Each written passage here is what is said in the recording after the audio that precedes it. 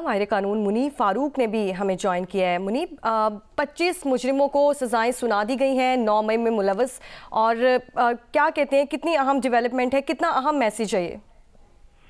देखिए, ये बहुत बड़ी और अनप्रेसिडेंटेड डेवलपमेंट है। आमतौर पर मिलिट्री कोर्ट से सजाएं उन लोगों को दी जाती हैं जो हार्ड कोर दहशतगर्द या दहशतगर्द एक्टिविटीज के अंदर इन्वॉल्व रहे हैं या किसी दहशतगर्द हमले के अंदर इन्वॉल्व नहीं है। लेकिन इस तरह से एक ऐसा अमल जो कि 9 मई को किया गया, जिसकी वाज़ेह शवाहिद नजर आ रहे हैं, इन लोगों को सजा दी गई। आम सिविलियन है, लेकिन इन्होंने एक ऐसे जुर्म का इर्तिकाब किया जो कि पाकिस्तान की तारीख के अंदर अनप्रेसिडेंटेड था। अब यकीनी तौर पर इसमें जिन लोगों को सजा दी गई है उनके खिलाफ वाज़ेह शवाहिद मौजूद हैं, उनको आइडेंटिफाई किया गया, उनके खिलाफ शहादतें मौजूद थी। एक पूरा ट्रायल चला और जिसके नतीजे में इनको सजा दी गई है।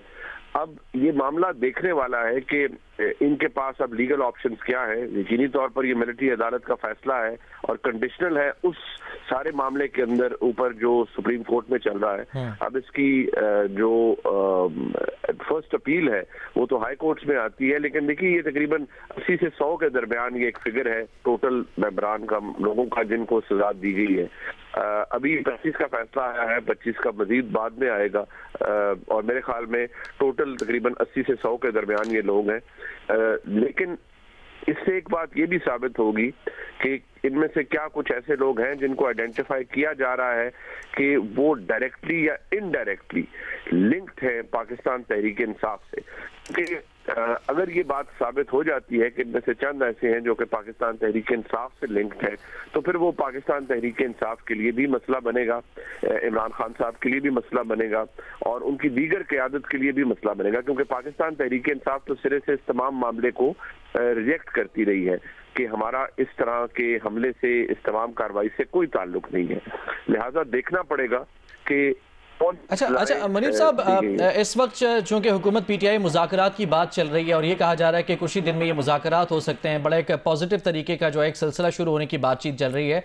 ऐसे में अगर ऐसे लोग सामने आ जाते हैं जिनका आपने जिक्र किया कि वो लोग जिनका पीटीआई से किसी तरह का कोई ताल्लुक साबित हो जाता है, तो फिर इन मुज़ाकरात में भी कोई रुकावट या फिर मुश्किलात पैदा हो सकती हैं, यानी पीटीआई के अगेंस्ट जा रही है सिचुएशन मजीद? देखिए, मुज़ाकरात तो अभी बिल्कुल अपने इनिशियल स्टेजेस के ऊपर है, वो तो अभी टीओआर बन रहे हैं, लेकिन यकीनी तौर पर जो इनकी सिचुएशन सारी बनी हुई है, ये एक निगोशिएटिंग जो जब टेबल पे आप बैठते हैं या निगोशिएट करने के लिए बैठते हैं तो आपकी पोजीशन कमजोर होती है, आपकी बार्गेनिंग पोजीशन कमजोर होती है अगर आपके खिलाफ कुछ ऐसी चीज है जो दूसरे फरीक के पास है। पाकिस्तान तहरीक इंसाफ की ये पोजीशन पहले ही कमजोर है।